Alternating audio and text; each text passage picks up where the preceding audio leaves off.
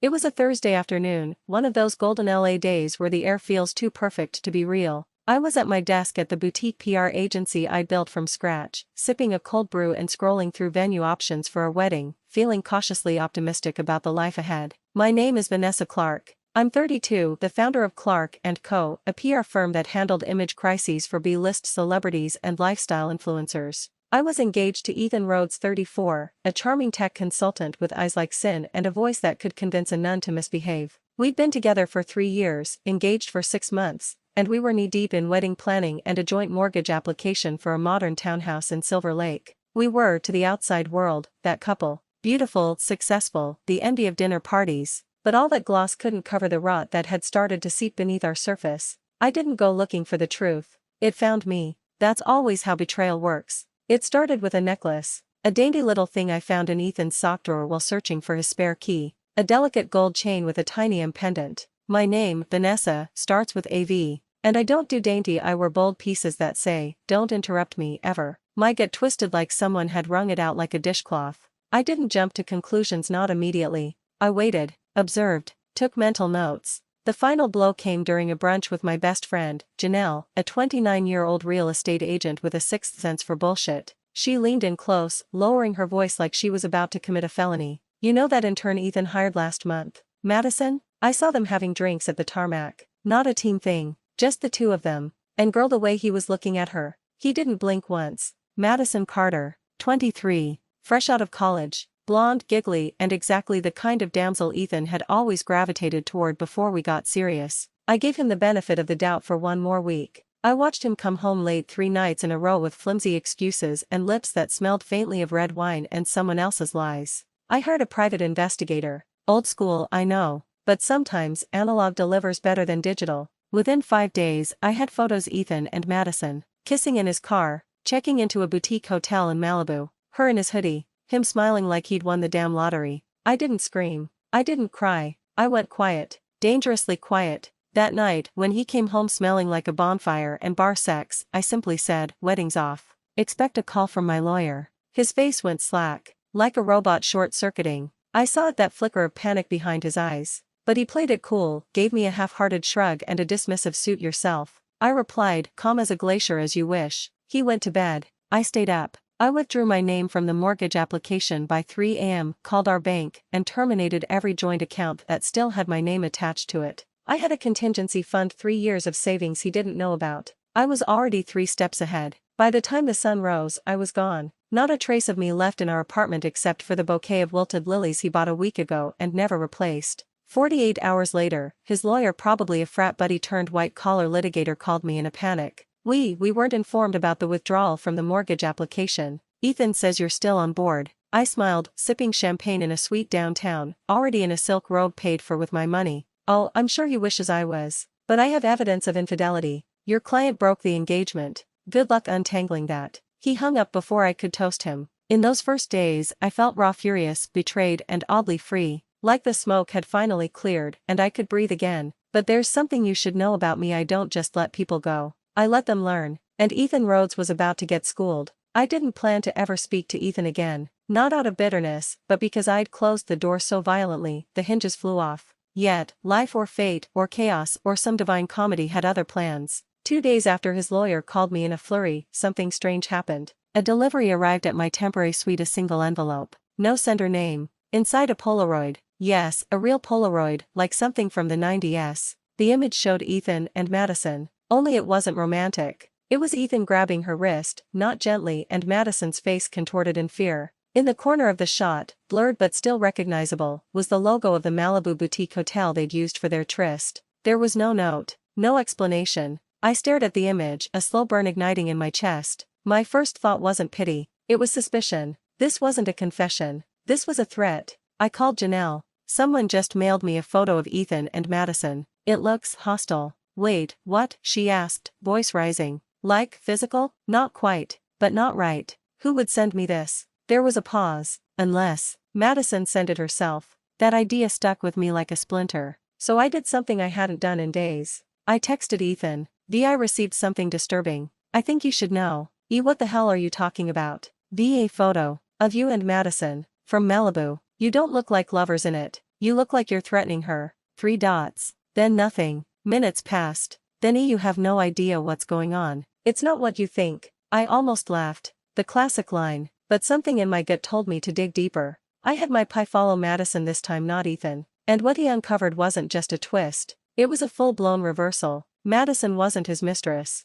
She was his blackmailer. Here's what I pieced together. Ethan, in his desperation to keep up with the illusion of success, had taken a sketchy consulting job through a startup fronted by one of his old college friends, Marcus West. The company was less Silicon Valley and more Silicon Scam. They'd been data mining illegally, scraping sensitive user information from apps and selling it off to third parties. Ethan hadn't just cheated on me. He was complicit in a federal crime. And Madison? She'd interned for the startup, realized what they were doing, and threatened to expose them unless Ethan gave her a slice of his upcoming bonus plus hush perks. The hotel, the necklace, the drinks at Tarmac. It was all part of her leverage campaign. She was smart, I had to give her that. But she played her cards too early. The moment Ethan stopped paying, she started sending messages to him, to me, and likely to others. The Polaroid? That was her way of pressing the gas pedal on chaos. So no, Ethan hadn't cheated in the traditional sense. He'd cheated in every other way. He'd lied to me for months. Lied about money, lied about stress, lied about his work. But the kicker? Madison was now threatening to leak everything, and if she did, not only would Ethan be dragged down, but I'd be smeared by association.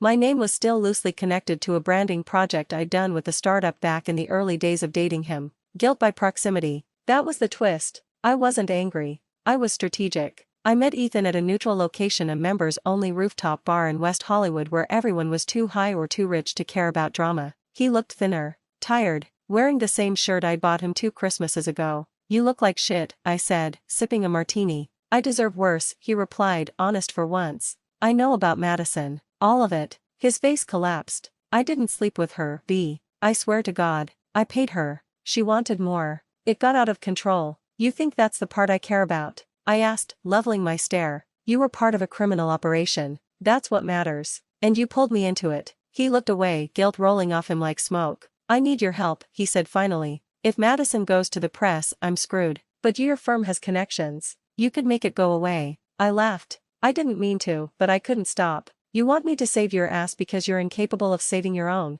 I said. You didn't just break my heart, Ethan. You gambled with my future. And now you're asking me to clean it up? Please, Vanessa, he whispered. I'm sorry. I never meant to. You never mean to do anything. That's your problem. You're passive until disaster forces your hand. But you know what? I will help you. Because I don't want my name dragged into your dumpster fire. And that was the second twist. I agreed to help him. But not because I believed him. Not because I loved him. Because if I was going to burn, I was going to choose the fire and the direction of the wind. We put together a fake statement to the press about the startup dissolving amicably. I leaked it to a gossip blog I had in my back pocket. We sent Madison a cease and desist through a shell law firm in Arizona. And publicly we reappeared not as a couple, but as business allies navigating a difficult situation together. It was a controlled narrative. But privately, Ethan had begun texting me every night. At first it was thank you. Then it became I miss you. Then we were so good together. That's when I realized Ethan wanted more than to be saved. He wanted me back. And a part of me wanted to know what that would feel like. I never expected to feel anything for Ethan again, not after the mess he dragged me through. But humans are complicated, and love is a traitor with 1,000 masks.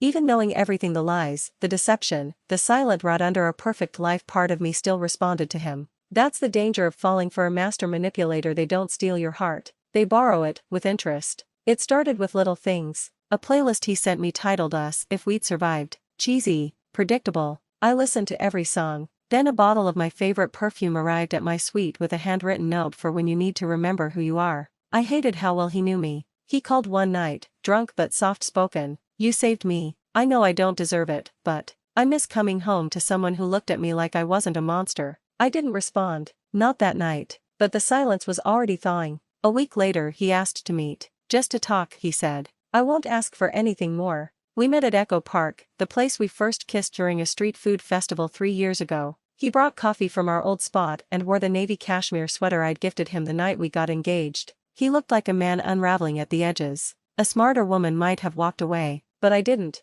We sat under a tree near the lake. He was quiet. No grand apology. No flowers. Just 2 people sitting in the rubble of what once was. Do you hate me? He asked. Yes, I said. But it's complicated. He nodded. I miss complicated. We didn't kiss. We didn't touch. but the air between us was thick with maybe. And that's all it took. The weeks that followed were strange, like living in a mirror world. We weren't officially back together, but we were orbiting each other with dangerous closeness. Dinners that turned into late-night conversations. Walks that turned into half hugs, half longing. Texts that felt more like confessions. Janelle noticed immediately. "You're glowing like a woman who forgot why she left in the first place," she said, raising an eyebrow as she stirred her matcha. "He's not the same," I replied too quickly. "No, babe, you're not the same. But don't confuse healing with forgetting." Even my mother, once Ethan's biggest fan, was skeptical. When I told her we'd spoken, she blinked slowly and sipped her wine like she was preparing a monologue. "Love isn't a rehab center, Vanessa. You're not required to take back every man who cries well." But the strangest part? Ethan was different.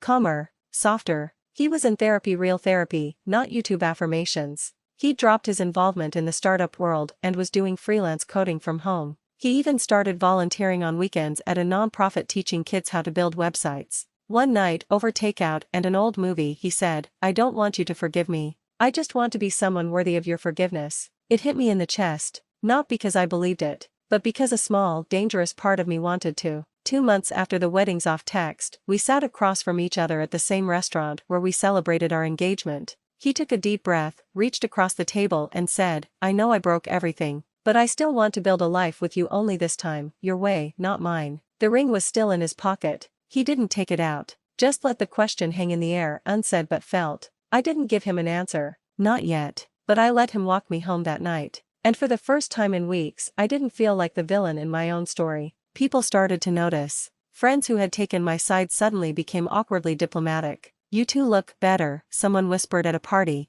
"It's complicated," I replied. Again. But complicated was starting to feel like home. We even told his parents. That was a scene. His mother, a frosty Connecticut wasp in pearls and judgment, looked me up and down as if I were a suspicious antique. "I thought you were done with all this melodrama, Ethan," she said. "I'm done lying," he replied, squeezing my hand under the table. His dad just sipped scotch and muttered, "At least this'll make the family Christmas more interesting." My parents were more reserved. My father offered Ethan a long, measured stare and said, "Break her again, and there won't be enough pieces left for you to feel guilty about." Ethan nodded. I believe that. Friends were divided. Half of them were team forgive and rebuild. The other half started texting me less. I could feel the tension every time we walked into a room together. But I was used to tension. I made a career out of spinning disasters into redemption arcs. And Ethan? He leaned into it. He wrote me a letter. An actual, handwritten letter, 5 pages long, detailing all the ways he'd failed, the lies he told himself, and the moment he realized he was in love with me again.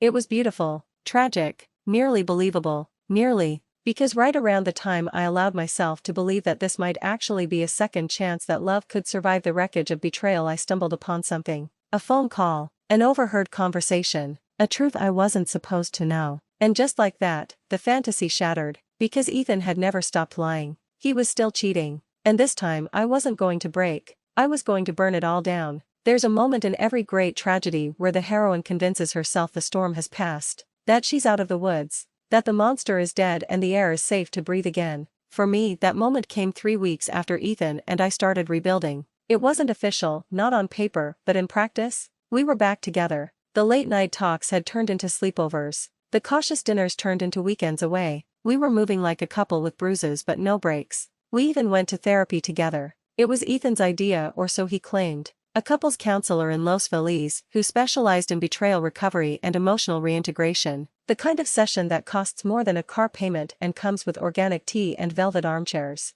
I remember thinking, he's really trying. And maybe he was. He cried in front of the therapist, said all the right things, took responsibility, didn't deflect. He even said in the softest, most earnest voice, "I know she may never trust me again, but I'll spend the rest of my life proving I deserve another chance." And damn it, it worked. I let myself believe. My friends were split. Janelle, of course, didn't hold back. "I feel like I'm watching you walk back into a burning building with a smile on your face," she said, arms crossed, during one of our rooftop wine nights. "He's different," I told her. "No, you are," she shot back. "And that scares me more." My mother, ever the romantic beneath her sharp edges, was cautiously hopeful. "People can change," she told me over lunch. "But don't confuse penance with transformation." And my dad, he said nothing, just watched Ethan like a man waiting to see if a dog bites again. Still, Ethan seemed committed. He left tech consulting altogether and started working as a digital strategist for a nonprofit. He deleted every trace of Madison, even blocked her number in front of me. He started keeping his phone face up, location services on, and even handed me his passwords. It was everything I thought I wanted.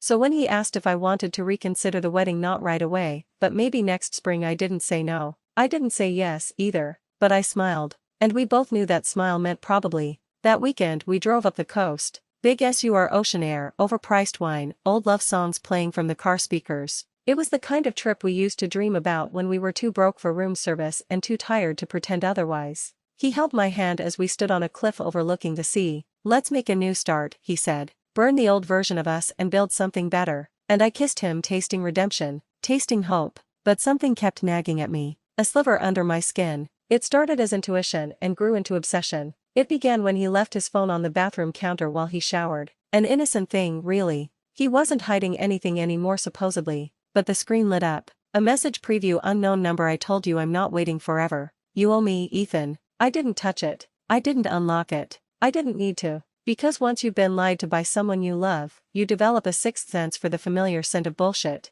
I said nothing. Waited. Watched. Over the next few days I noticed the patterns again. The late-night emergency calls for work. The hushed phone conversations on the balcony. The sudden shift in tone when I entered a room. So I did what any woman with good instincts and a bruised ego does. I dug. And I found her. Her name was Chloe, 26, marketing consultant, tall, with dark curls and a smile like a loaded gun. I found her Instagram through a tagged photo at a party Ethan had forgotten to mention. Her profile was mostly business, but a few photos stood out, especially one of her holding a familiar navy cashmere sweater in front of a fireplace with the caption, "He always leaves something behind." I felt it in my chest, that sickening, twisting ache of confirmation. He hadn't stopped cheating. Madison may have been a blackmailer, but Chloe was a willing participant. And she wasn't the only one. There were at least two more. Old DMS emails. Even a hidden folder in a backup drive he forgot to scrub from the shared cloud we once used to plan our wedding. I found screenshots of flirty conversations with women whose names I didn't recognize.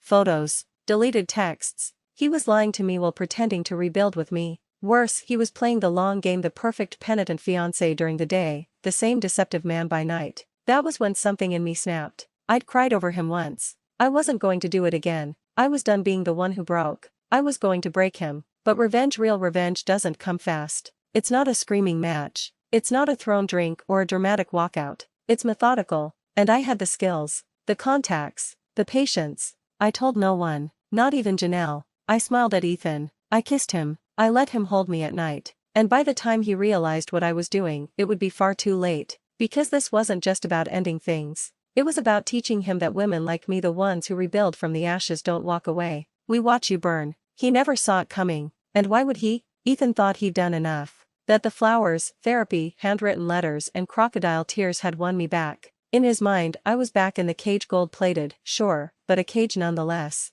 He mistook my silence for surrender, my forgiveness for amnesia. He didn't realize I was watching every move. By the time I discovered Chloe and the others, I didn't scream. I didn't leave. I didn't even flinch. I studied him the way a scientist studies a virus, curious, detached, prepared to dissect every behavior. And while he lay next to me whispering promises into my hair, I was planning his ruin. But before revenge could begin, I needed one thing: proof. Not suspicion, not hearsay, unshakable evidence. So I hired a pie. Her name was Bryn Halloran, 36, ex-military, no patience for theatrics. She worked under the radar and had a talent for digital forensics, social engineering and old-fashioned stakeouts. I gave her Ethan's schedule, phone number, email, and the login to the old smart home system I never told him I rerouted to my name after the breakup. Within a week, I had everything. Photos of Ethan entering a high-rise apartment downtown with Chloe. Screenshots of texts between him and a third woman, Rachel, 29, a real estate agent who once helped us tour condos.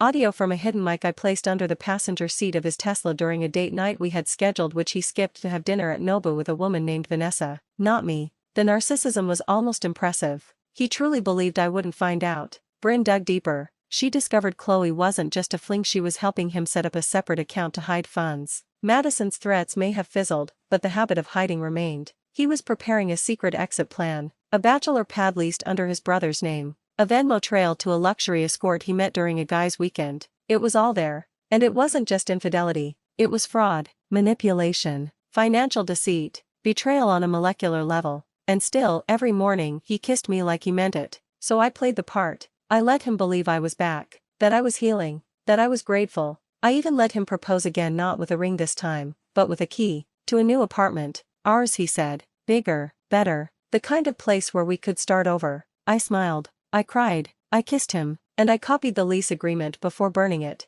That night, as he slept beside me, soft snore, left arm curled like it always was, I watched him through the camera I'd hidden in our bookshelf. Not for legal reasons, not for leverage, but because I wanted to remember the face of the man who thought I'd let him win. Then I made a list. Operation Collapse. Step 1: freeze the joint account he didn't realize was still technically under my authority due to a filing error at the credit union. Step 2: transfer my name off any shared liabilities and quietly flag suspicious transactions to the IRS. Step 3: contact Chloe, not to threaten, but to inform, with receipts. I had her work email. I drafted a polite, professional message: you may want to know who else your boyfriend is seeing. Attached are photos and account activity. Good luck. Step 4: schedule a meeting with Ethan's employer. Anonymously leak screenshots of him using company devices for explicit conversations and illegal wire transfers. Turns out he'd used his work laptop for some very non-work activities. Step 5: call Madison. Yes, that Madison. I told her I had dirt she could use if she wanted to sue him for emotional damages.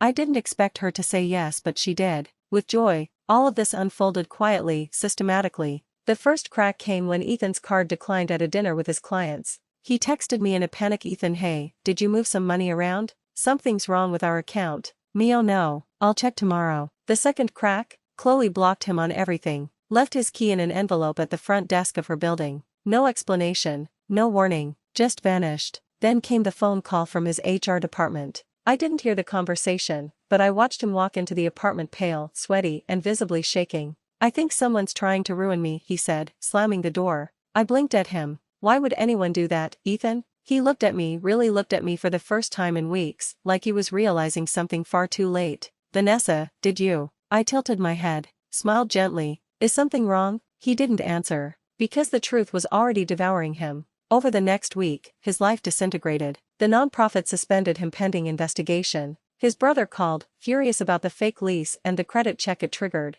Janelle posted a vague Instagram story: when karma doesn't miss. Everyone knew. By the end of the month, he was living in a short-term rental on the edge of Glendale, surrounded by unpacked boxes, unpaid bills, and the full realization that I had played him better than he had ever played me. But the best part? He still didn't know the full extent, because I was saving the final blow, the one he couldn't come back from. And when it landed, it would hurt in the one place he'd never expect: his reputation. Ethan had been knocked off his throne, but he hadn't yet tasted the full flavor of humiliation. He'd lost money, he'd lost women, he'd lost control. But in his twisted little ego cage, he still believed he could recover. Maybe not with me, maybe not with Chloe or Rachel or Vanessa, but somewhere, somehow, he thought there was still an audience out there ready to applaud his redemption arc. He forgot who he was dealing with. Men like Ethan survive on their image, their charm, their ability to spin a story that makes them the misunderstood genius, the lovable idiot, the man who made a mistake but just needs another chance. It's the oldest con in the book, and most of the time, it works. Unless you burn the book. I was done letting him control the narrative. Now it was my story, and the final act was about to begin. Step 1: erase the good guy myth. Remember Chloe? Turns out she wasn't just a random fling. She was a junior partner at a boutique marketing firm whose biggest client happened to be, drumroll, Ethan's ex-employer, the nonprofit that had suspended him. And guess who had access to their media contacts, board members, and internal Slack channels? I invited her for coffee. No threats, no drama, just truth. I showed her the messages, the overlap, the gifts he bought her on the same days he swore he was rebuilding his future with me, the receipts of payments to escorts, the draft emails to yet another woman named Dana. Her hands shook. She didn't cry, she just whispered, "He told me you were the unstable one." I smiled. He always says that when he's out of lies. By the time she left the cafe, she'd already made 3 phone calls. One to her HR department, one to a journalist friend, and one to a board liaison at the nonprofit with a direct connection to the CEO. That alone would have been enough to finish most men. But Ethan wasn't most men. He still had friends, allies, people he'd charmed in our social circles, people who hadn't yet seen what I had. So I gave them the gift of clarity. Step 2: public storytelling. I started a blog under a pseudonym. Not Vanessa the jilted fiancé, not a woman scorned, just a cool-headed writer detailing the anatomy of a narcissist's playbook. Every entry? A carefully veiled chapter of our life. The password game when they let you in just enough to think you're safe.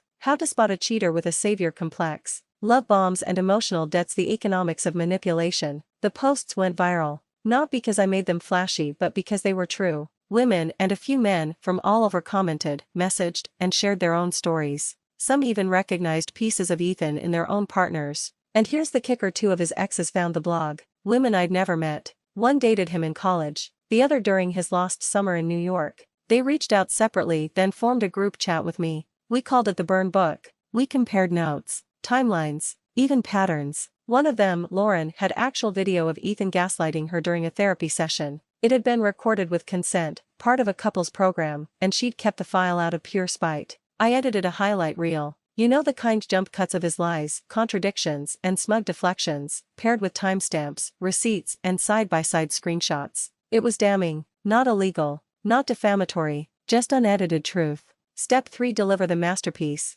I didn't post it. Chloe did, on LinkedIn, as part of a public statement distancing her firm from Ethan and addressing a pattern of personal misconduct that jeopardized professional partnerships. It was clean, corporate, devastating. Within 24 hours, his name was trending on small business Twitter and blacklisted from 2 startup forums. By the end of the week, 3 women had filed formal complaints with the nonprofit. One of them had screenshots of him soliciting favors in exchange for vendor referrals. Whether it was true or not almost didn't matter. Perception was poison in the nonprofit world, and Ethan was already bleeding out. He tried to call me 17 times. Then he texted, "Ethan, I know what you did." Me, "That's the thing, Ethan. You don't. Ethan, you're ruining my life." Me, "I'm correcting the record." Ethan, "You lied to me." Me, "Only after you taught me how." He stopped texting after that. Step 4: the silent finale. The revenge wasn't in the noise, it was in the emptiness that followed. Ethan became invisible in the spaces that once fed him. His name disappeared from guest lists. His old clients stopped returning emails.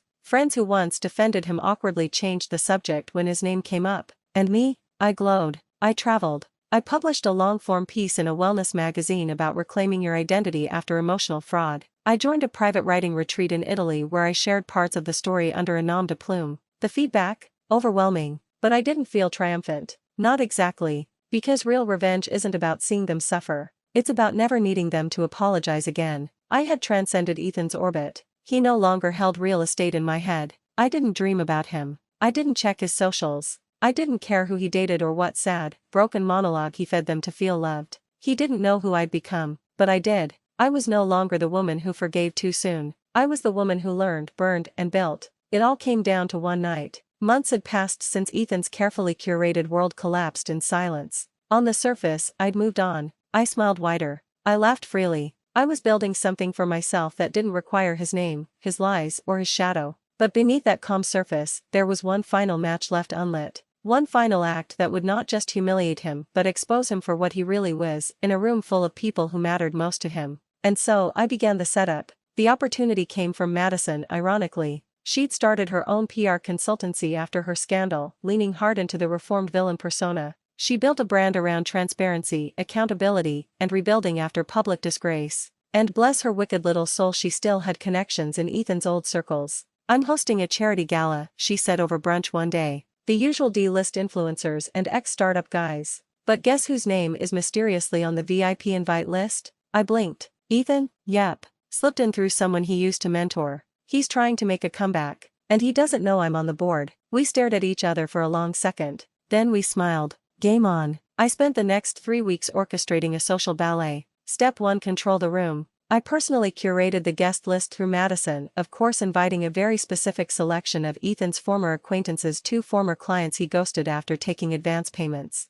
an HR rep from his old nonprofit, a mid-level VP from the firm where Chloe now worked, 3 of his exes, including Rachel, who now ran a podcast called Date Your Damn Self, and my secret weapon, his mother, whom he hadn't spoken to in a year after she found out about the engagement and the cheating. Then came the venue, a rooftop art gallery in Silver Lake. Trendy, upscale, the kind of place where image was everything and every whispered conversation traveled like wildfire. Step 2: the bait. Madison handled the PR spin, an intimate celebration of radical truth-telling in business and love. The event featured panels, guest speakers, even a short doc screening titled The Cost of Charisma. Guess who was listed as a featured storyteller? Me. But not as Vanessa the EX. No. I was billed as V. Gray, essayist and advocate for victims of charismatic manipulation. I was the closing speaker, which meant Ethan would hear everyone else speak first. Chloe went on stage and spoke about surviving a mentor's betrayal. Rachel shared an emotional story about dating someone who weaponized empathy. The crowd gasped and murmured, and Ethan, seated in the back with a wine glass clenched in his fist, turned paler with every word. Then the lights dimmed. Step 3: The reveal. I walked onto the stage. No notes, no script, just me in a sleek black dress, hair pinned high and confidence coiled around me like armor. "My name is Vanessa," I began. I was engaged to a man who said all the right things and meant none of them. I didn't say his name. I didn't need to. He told me I was his future, that we'd build something real together. While he texted other women from the bathroom during our date nights, while he opened secret accounts, while he proposed to me with a speech he'd already used on 2 women before me, the room went still. I gave him a chance to be honest. He chose to lie, again, and again, and again. So eventually I stopped listening, and I started documenting. I pulled out a single manila envelope. Inside were copies of everything, redacted of course, enough to protect privacy but damning enough to silence any defense. I won't spend more time talking about him, because this isn't about revenge, it's about reclaiming narrative,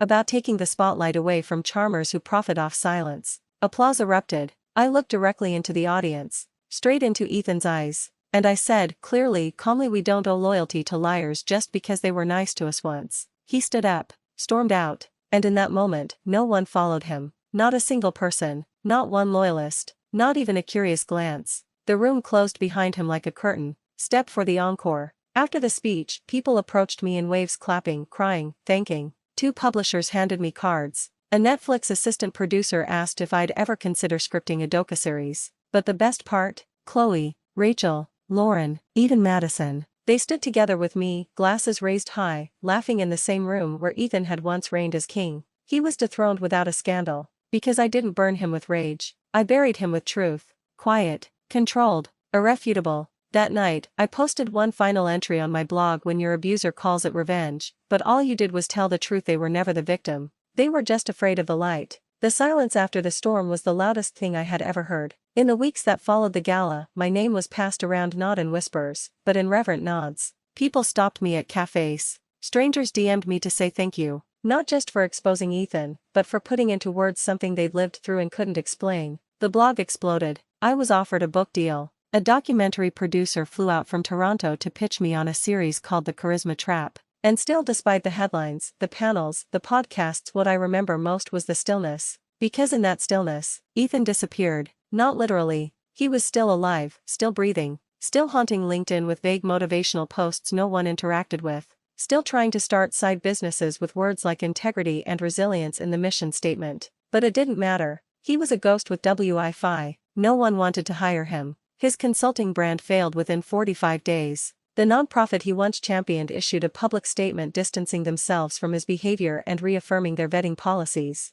Even his own family went quiet. His mother sent me a card handwritten. "I'm sorry for what he did to you. You deserved better. Thank you for showing strength. Thank you for being the woman I hoped he'd marry and the woman I'm proud he didn't." I kept it, not because I needed her validation, but because it was the first honest thing that family ever gave me. And me? I moved. Literally and figuratively. I left the condo we once applied for. I got a cozy loft on the edge of downtown, exposed brick, massive windows, the kind of place that felt like a reset button. I launched a coaching program for women exiting toxic relationships. I called it Narrative Reclaimed. The first cohort filled in 3 days. One woman flew in from Canada just to attend the live weekend workshop. Another brought her teenage daughter, saying she wanted her to see what strong looked like. And for the first time in years, I no longer introduced myself as someone who was once cheated on. Now, I was someone who redefined the narrative. But fate has a wicked sense of humor, because just when I thought the story was over, I got an email from Ethan. Subject: "One last thing.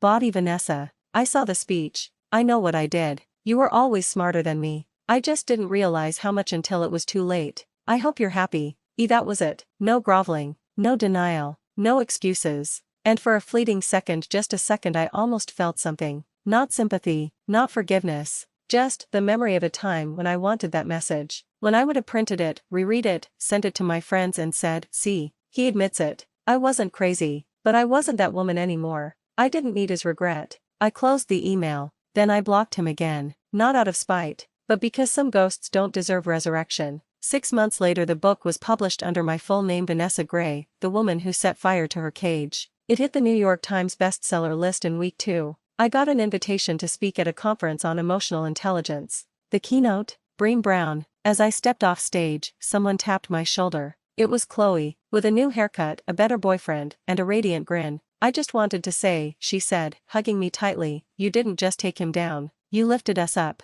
I smiled. Not the practiced smile, not the PR smile, but the kind that starts in your chest and melts your bones. "I didn't do it for him," I said. "Or for revenge." She tilted her head. "Then who?" I looked around the room. All those faces. All those women. "Her," I whispered. "The woman I used to be." She needed to know we made it. Final thought: revenge is satisfying. Justice is powerful. But rebirth is holy. I didn't just survive Ethan. I dismantled him. I remade myself. And in the aftermath of destruction, I found something I never expected to feel again: peace.